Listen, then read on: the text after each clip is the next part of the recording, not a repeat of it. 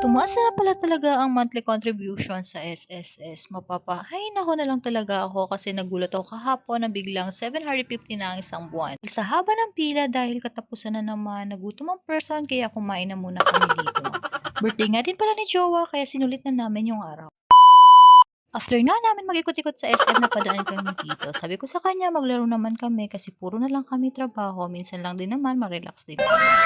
Tuwang-tuwa din kami dyan kasi meron ng capture ng mukha ng mga players. Kapag end of the game, makikita kung anong level or pang ilan kami. After nga ng ilang round, sobrang natanglay at napagod na rin talaga ako. Kaya sabi ko sa kanya, hanap naman kami na pwede naming laruin. Medyo nalungkot nga ako kasi yan lang yung naipon namin. Pero okay lang kasi nag-enjoy naman kami. Pagod ako guys sa basketball. So, tingin na lang tayo.